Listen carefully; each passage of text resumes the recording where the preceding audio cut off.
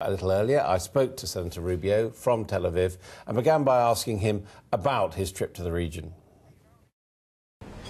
Well, so many of the critical events that are happening in the world, of course, have been happening here for a long time, but especially now, if you look across the region, what's happening in Syria, certainly the Iranian threat throughout the region, of course, the Israeli-Palestinian peace process. So this was a good time to come and visit and talk to as many of our allies and friends in the region and learn a little bit more about these problems. And no matter how much you read or how much you watch, you're never going to be as well informed as you're going to be if you visit these places and have an opportunity to exchange ideas and get input. Do you think there are things which the United States should be doing, which the Obama administration isn't doing at the moment?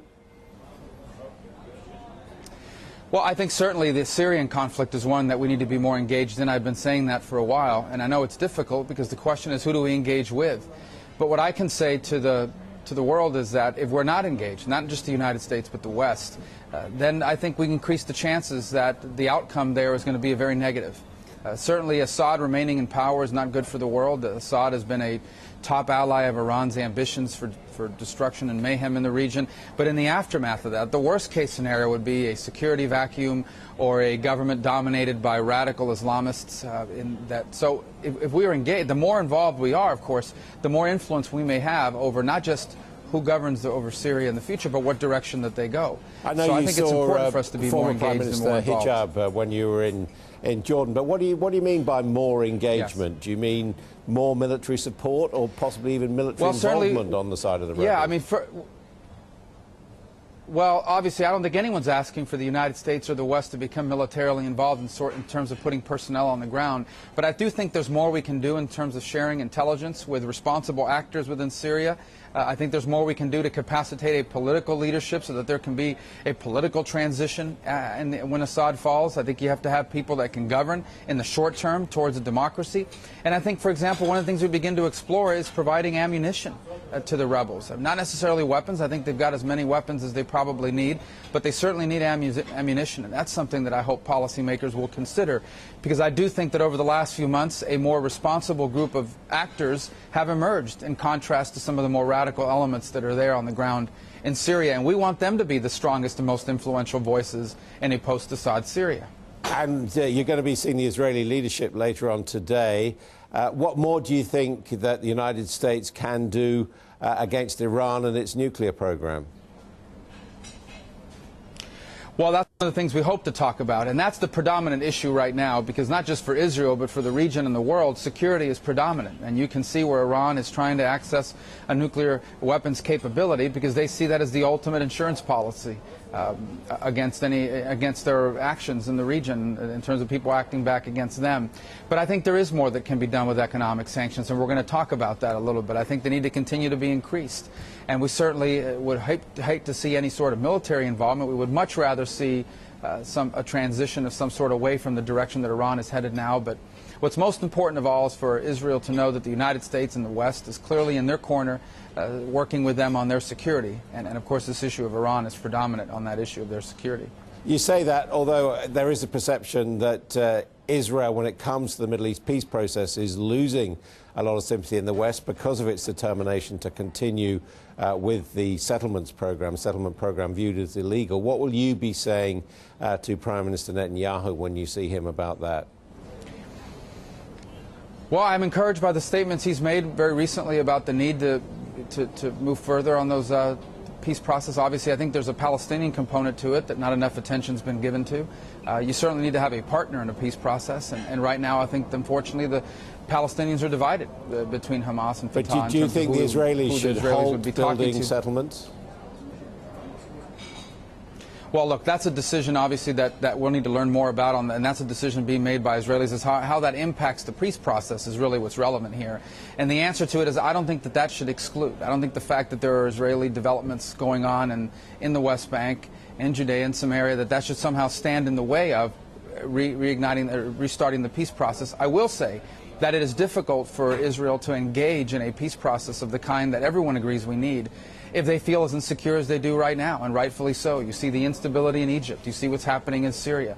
You have concerns about Lebanon and Hezbollah, and of course you have concerns about the Iranian ambitions. All these things make Israel much less secure, and it needs to look no further than the experience in Gaza a few years ago, where their unilateral retreat from Gaza led to rockets and attacks. Very often in the past, one could say that the United States had a kind of bipartisan approach to the Middle East, that there was agreement across the aisle on the approach on these key strategic questions. Do you think that still applies today? I do. I think there's enormous bipartisan support for preventing Iran's nuclear ambitions. There's enormous bipartisan support for Israel. There's going to be differences of opinion about tactically how to pursue these goals, but the goal of a peaceful Middle East where Israel is secure, where its neighbors are secure, where there's peace between them, where Iran does not have a nuclear capability, which, by the way, is a goal shared by most of the nations in this region as well. I think that's a strong bipartisan principle in the United States. I think where there might be some disagreement is on the tactics of how to bring these things about. Yet why has there been so much criticism coming from the Republican side of Chuck Hagel and his comments about the influence of Israel in American politics? Well, I think there's concern, again, going back to the insecurity that Israel feels in the region. I mean, I think adding to that insecurity would be a Secretary of Defense who's had statements in the past of the kind that he's had. I think that, and that's one of the reasons why. But I also think there's a temperament issue. I also think there's a judgment issue. The Secretary of Defense is not some obscure cabinet position. It's one of the most important cabinet positions that the president has, an appointment that he makes. And we certainly would not want a Secretary of Defense to make some of the comments that Senator Hagel has made in the past. Ultimately, he's had an opportunity in a hearing to address those comments. He's disavowed most, if not all of them. And that's a good thing. That's a positive thing. But some of my colleagues are not pleased with that. Ultimately, Senator Hagel is going to get his votes. We'll see how that turns out. The indications are he probably has enough votes to be confirmed. But hopefully through this process, he has learned that some of these statements he's made in the past could be damaging if he makes them as Secretary of Defense. What about yourself? You're a senior member of the Foreign Relations Committee. You're a first-time senator, yet people keep on talking about you being a candidate in 2016 to the extent that they made a lot of fun of you over gulping a drink when you were responding to the State of the Union address. Is all this part of a kind of a lesson in statesmanship for you, gaining the experience that would make you a credible candidate in 2016? Well, first of all, I just have a natural interest in foreign policy. I have even before I was elected at the federal level. I serve on two committees that have jurisdiction over American agencies that deal with foreign policy. One is the Senate Intelligence Committee, and another is the Senate Foreign Relations Committee. And so this was a normal interest that I have. By the way, Florida is a state that's dramatically impacted by events around the world, whether it's the Western Hemisphere, the Middle East, or what have you. So it would be normal and natural for me to be engaged and involved in these issues.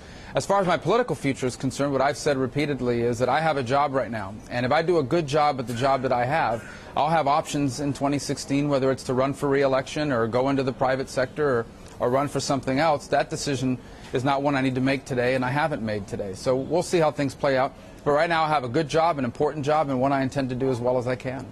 And that whole drink business, you've turned it to your advantage. Well, yeah, I mean, look, I think it's just part of the course, as I could say. Luckily, I've been able to make it through this interview without needing any, but not if it goes much longer, I suppose. Yeah, it's thirsty work in the Middle East. Thank you very much indeed for joining us, Senator Rubio. Thank you.